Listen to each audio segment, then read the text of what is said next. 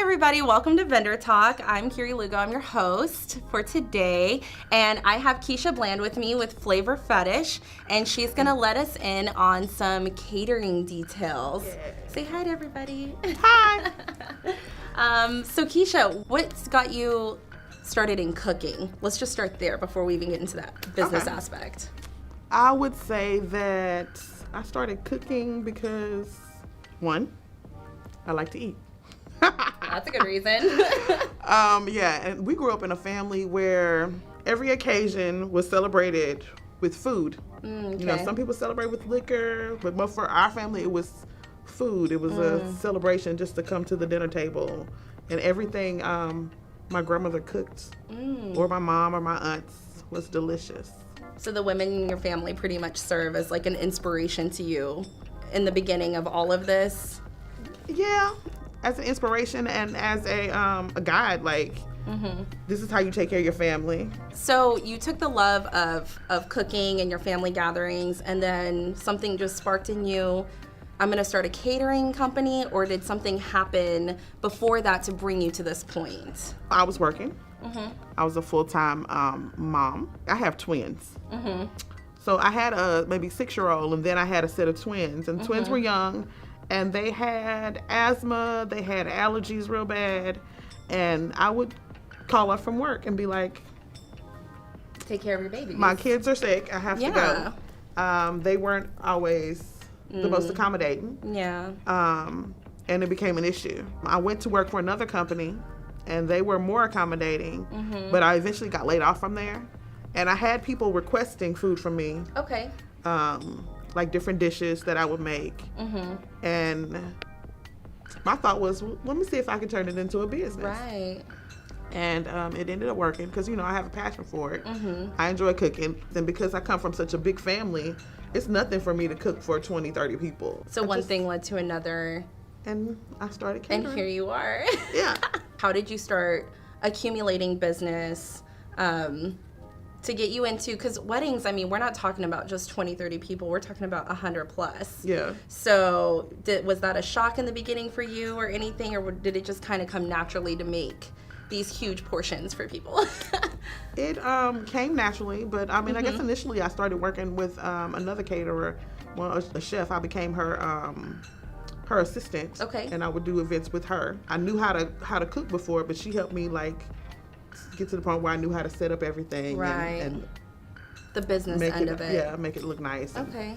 We stopped our business relationship, and then my business expanded, and we stopped doing as much business. Still good friends, but like... Yeah, you just did your own thing, and then she still has hers. So take me back, about how long have you been doing this? I think I've been doing it since 2009. Oh, okay. But like full-time since 2013, which is when I when you got quit laid the off. day job and decided I was went full on to this. Okay.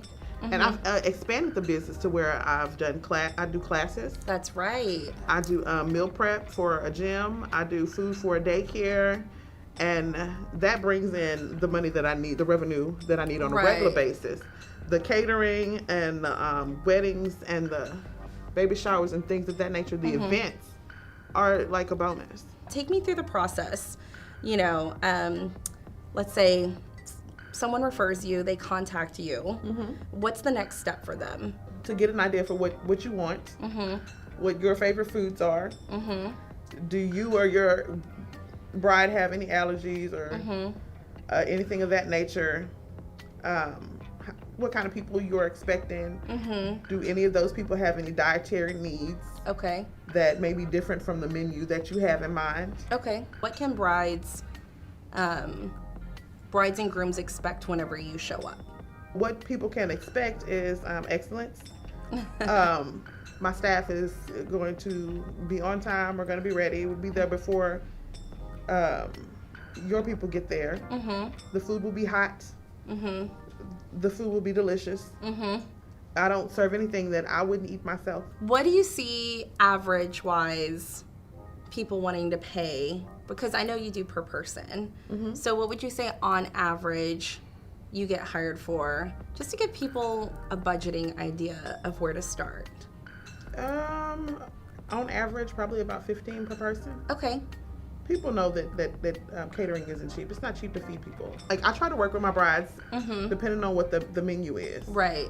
But if you want lobster and shrimp, it's not going to Obviously, that's going to be more. Yeah. So it just depends on the menu. It depends on the bride and what they like. That makes sense. So they come to you with an idea, you know, hey, we're having this type of wedding.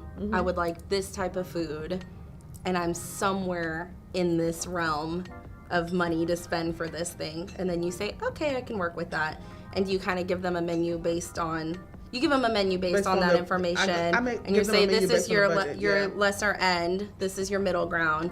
This is if you want to go a little bit more than that or something. So they have options. Yeah, I try to give them 3 options. Because everybody's taste buds aren't the same. True. And like when you're feeding a bunch of people, you have to accommodate the needs of the people. Right. You can't just think about you. That's true. Like I said, if the bride and the groom want steak, but they have a chicken budget for, then I'll give the guest chicken and give the bride and groom the steak that they want. That's nice. I know you guys come fully prepared, but are there any extra steps that you guys are taking during this time, since we're in the middle of COVID, a pandemic? Honestly, I have stopped doing larger events. Right. No one wants to have those right now anyway. The climate that we're in right now is kind of scary. So I've been doing the classes, my individual clients, because I do personal chef services. So my personal clients, I've been taking care of them. Right. And also my smaller clients who are still ordering. I haven't done a wedding, but I'm looking to get or any events.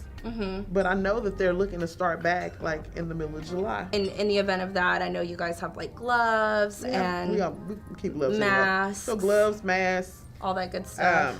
Hair nets,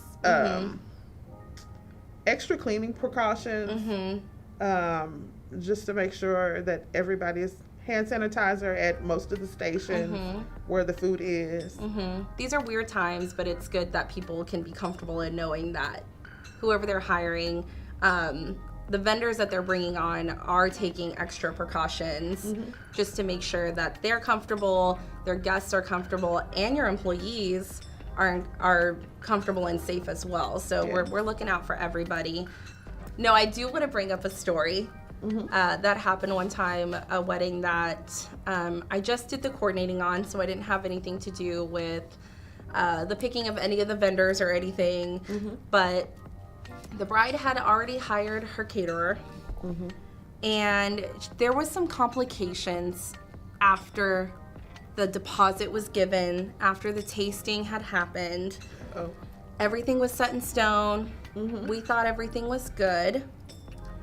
We get to the actual wedding. When it's time to actually serve the food, it was what the bride ordered, but it was not presented the same way at all.